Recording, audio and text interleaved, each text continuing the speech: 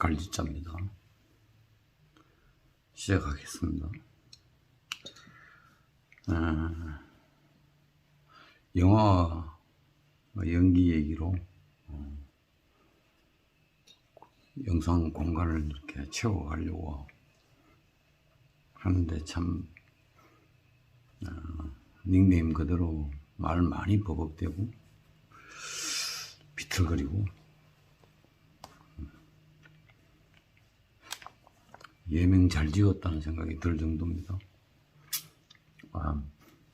오늘 이 영상에 지난 영상에 이어서 말은 그냥 연기했어요. 하나 되나? 이 타이틀을 가지고 또 버벅대 보겠습니다. 이렇게 말을 한다면 능동일 것이고, 말이 된다면 수동 아니겠어요? 제가 한참 전 앞 영상에서 저하고 개인적인 경험이 있어서 오영수 선생님의 연기의 예를 들었는데, 이분한테 내가 지금 또 예를 좀 들려고 그러는데 누를 끼치는 건 아닌지 참 의심스럽긴 한데요. 제 경험이니까. 제가 베니스 상인이라는 연극을 하면서 샤일록 이후로 오영수 선생님과 연출가 배우로서 만난 적이 있다고 얘기했습니다. 그때 들었던 얘기, 배우들한테 간섭을 안 하는데, 선배라고 해서 후배 배우들한테 전혀 간섭을 안 하는데, 어느 순간인가 답답했던지 모르면 말하지 말라고 후배 배우들한테 한마디 이렇게 얘기하는 걸 들었어요. 그러고 난 뒤에 한참 지나고 난 뒤에 오징어 게임에서 오일남역으로 나온 걸 그 전에 연극도 보고 영상도 보고 했습니다만, 이때는 모르면 말하지 말라는, 알고 말하라는 거 아닙니까?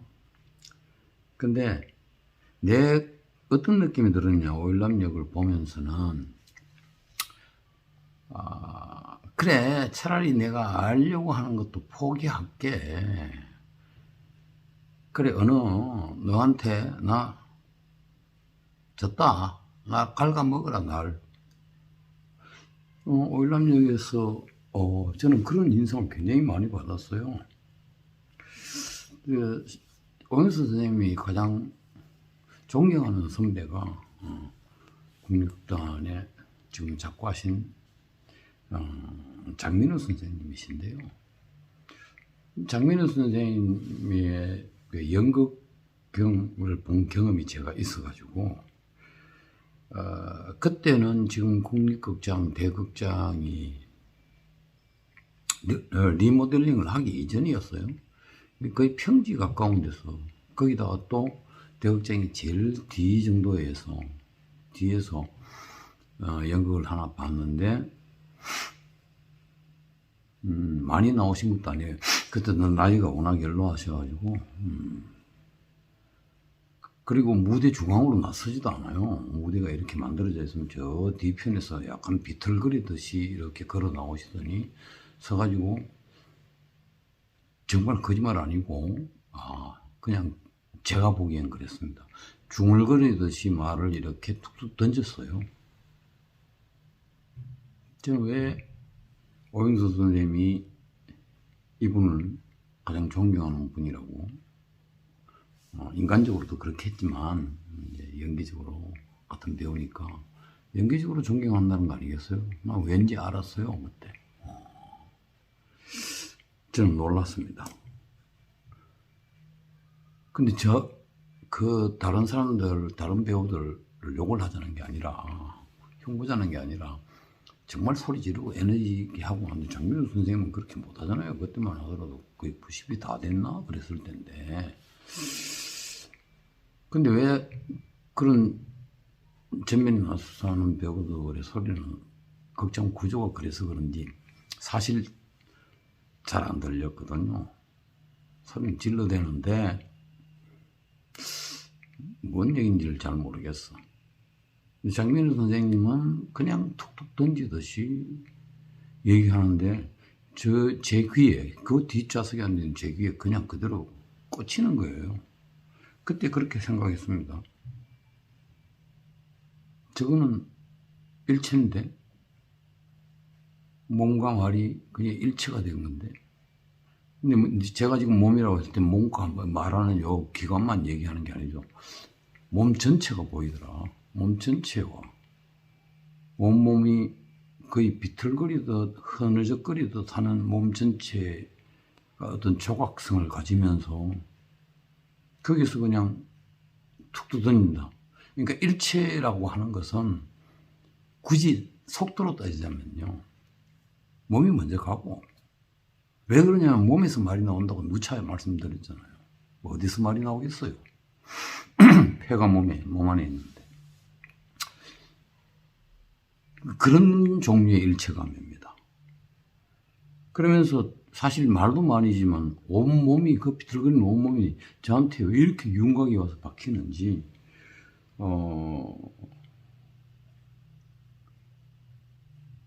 이걸 달리 얘기하면 어떻게 될까요? 글쎄요. 아까 방금 전에 그래 뭐, 언어야 그라 나 너한테 졌다라고 얘기한 듯한 인상을 받았다고 오일남역에서 제가 그렇게 얘기했는데, 이제 지금 지나가는 데서 그런 거예요. 예. 물론 알아야 말하지만 아는 게 다가 아니다. 어떻게 아느냐가 중요한 거지. 그 과정이. 그냥 장민호 선생님의 몸이 언어로 간다. 이미지적으로 얘기하자면은. 그래서 언어한테 감긴다는 생각이 들었어요. 그 결과구나. 저렇게 툭툭 던지듯이, 비틀거리듯이, 탁탁 중얼거리는 게 어쩜 이렇게 지극히 와서 꽂힐까 말이죠. 그러면서 몸 전체가 보일 수 있을까?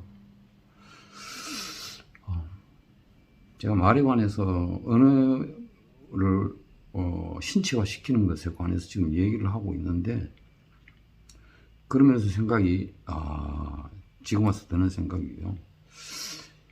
장민호 선생님의 발성을 사실은 연구했어야 됐다.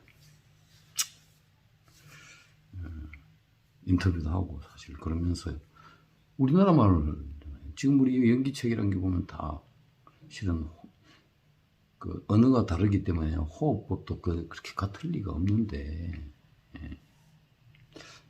다 외국 책들 번역 아닙니까? 저는 학자가 아니라서 그냥 아쉽다 이 얘기만 하는데요.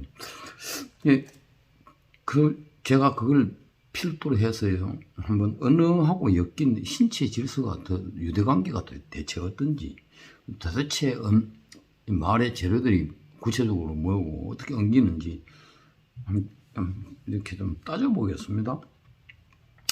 우리가 침묵의 말이라는 게 있죠. 그리고 말이라는 것은 결국 알아야 되지만, 우리 일상적으로는 텍스트가 없기 때문에 일상에서 보면은 알아야 되는 건 이미 전제가 되어 있는 것이기 때문에 결국은 말은 호흡과 몸 운동 아닙니까? 그렇지 않나? 언어를 빼고 말만 보면요. 그러면은 호흡이란 들숨 날숨이니까, 들숨 날숨이 하나의 일종의 수행의 운동이라면은 그 운동, 을 받쳐주는 몸의 운동이 또 따로 있단 말이죠. 그것이 유기적으로 연결이 돼서 공기가 터져나오는 게 말 아니야. 이거를요, 시간차를 따질 필요가 없죠. 누가 따지고 삽니까? 근데 연기에서 좀 따져보면, 극단적으로 보면 이런 거예요. 몸이 먼저 가고, 몸이 먼저, 그 다음 말이, 그게 얹혀서, 몸 운동이 얹혀서 되는 거다. 그리고 말은 말이 없음을 포함하기도 하지만, 말 자체도 쉼도 있죠, 그죠? 이렇게 했는데, 아예 말 자체도 숨 쉰다는 말은 그 빈 공간, 낱말이라는 단어라고 칩시다. 낫하고 말하고 사이에도 빈 공간이 있다. 쉰다 말이죠. 빈 공간이 있다는 얘기입니다. 아니, 극단적으로 따져보면 그렇더라, 이 말이죠. 결국 그러면은 말 먼저가 아니고, 자꾸 우리는 대사를 다 알고 있잖아요. 그러니까 그게 이제 심리적으로, 심적으로 자꾸 마음이 앞서가 버린단 말이죠. 근데 이 버릇이 잘 안 없어져요. 그러다 보니까 자꾸 암기를 하게 되죠. 암기도 좀 따져봐야 되는데, 근데 실은 암기할 때 말 안 합니까? 속으로 말할 때 말 안 하냐고. 내가 책을 읽는다고 칩시다.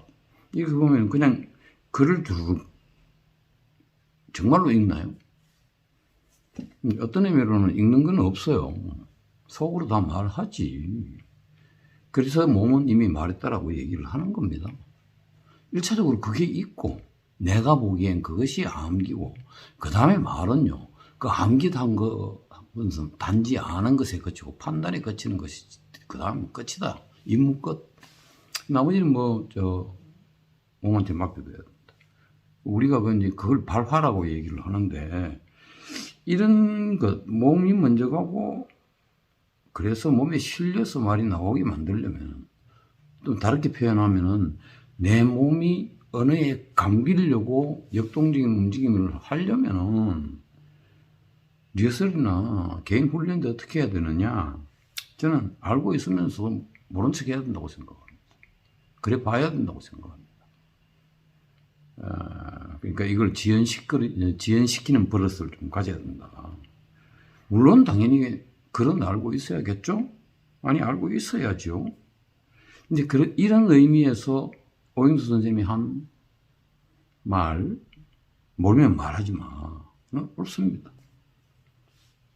알면 말하면 되잖아요, 그냥. 근데 왜 지연시켜?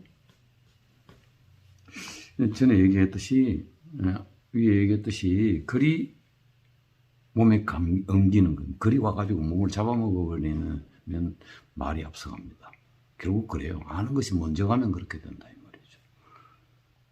그래서 몸이 글에 감기는, 거기까지 터벅터벅 걸어가서 감기는 시간을 주라.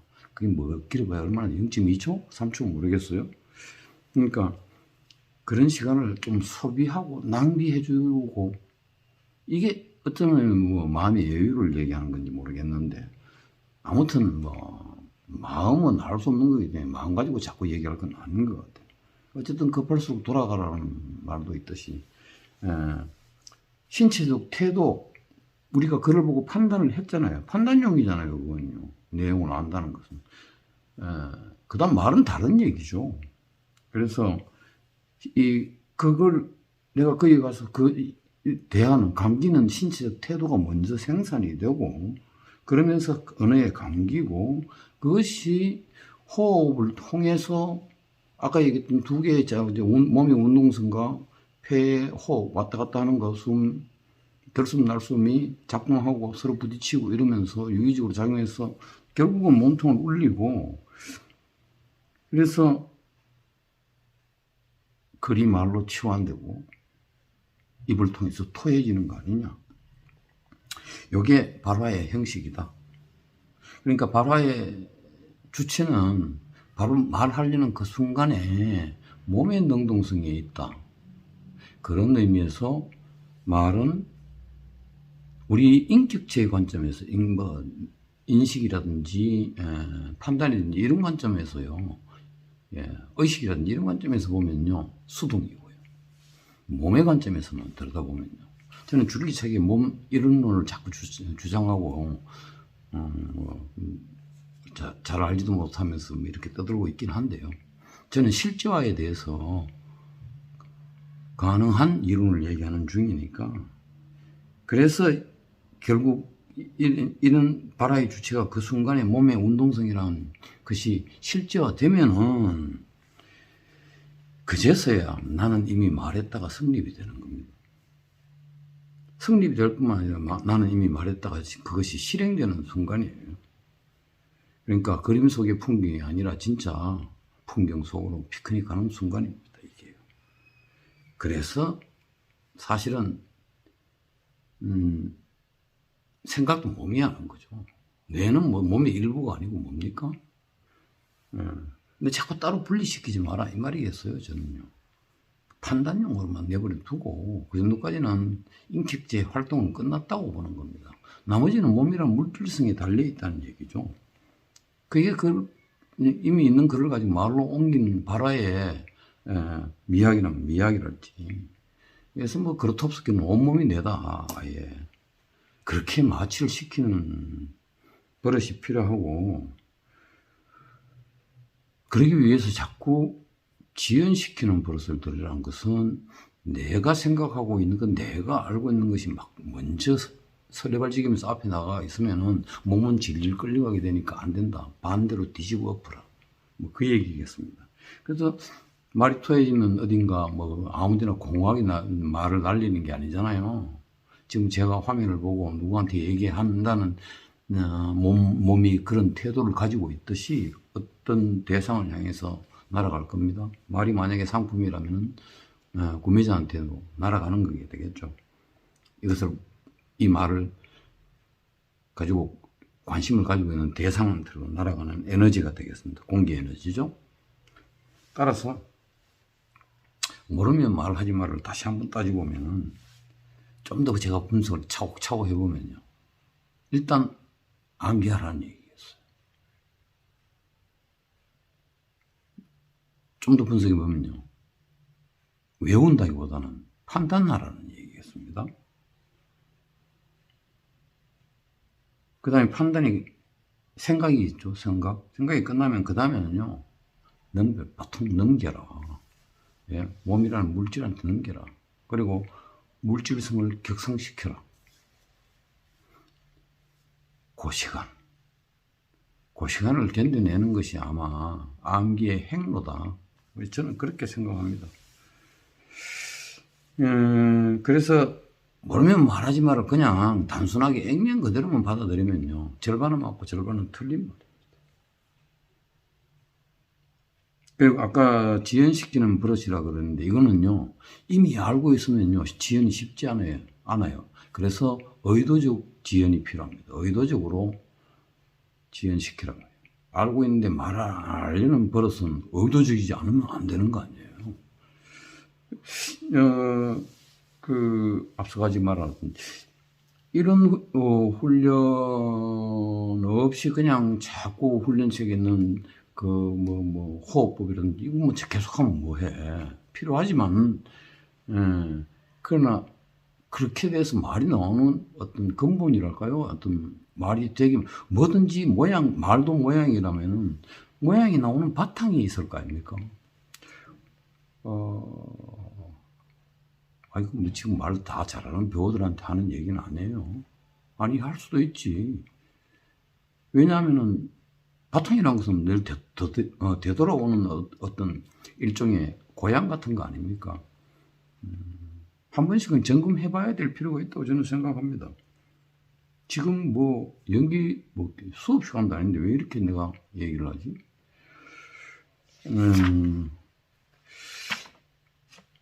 좀 반복되는 것 같은데 조금만 더 할게요. 다음 영상에서 이 말의 능동이냐 수동이냐와 미결점과 어떤 관계가 있는가 좀 더 따진다기보다는 내 나름의 해몽을 해보도록 하겠습니다. 나름대로 공부 열심히 했는데 영 버벅대네.